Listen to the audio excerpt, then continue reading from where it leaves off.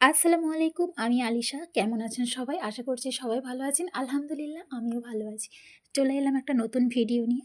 আচ্ছা, অনেকেই তো দেখেছি আমি অনেক দিন ধরে আদা রসুনের পেস্ট তোমরা ফ্রিজে স্টোর করে রেখে দাও। তো আমার মনে হয় ওইরকমভাবে বেটে স্টোর করে রাখার চেয়ে এরকম পাউডার বানিয়ে নেওয়া ভালো।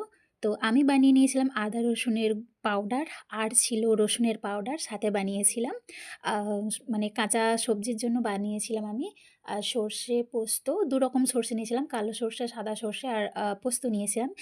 ৩ টে একসাথে আমি পেস্ট করে পাউডার বানিয়েছি। তো এই যে ৩ টে পাউডার, এটা হচ্ছে রসুন পাউডার। আর আগে যেটা দেখালাম হচ্ছে আদা রসুনের পাউডার। রসুনের পাউডারটা আমি অ্যাকচুয়ালি বানিয়েছিলাম, অনেকে দেখা যায় যে ডালে গোটা, গোটা রসুন যখন আমরা থেতো করে দিই খেতে চায় না। তো সেইজন্য আমি পাউডারটা বানিয়েছি। এটা আমি হিঙের মতো আমি এটা ব্যবহার করতে পারি।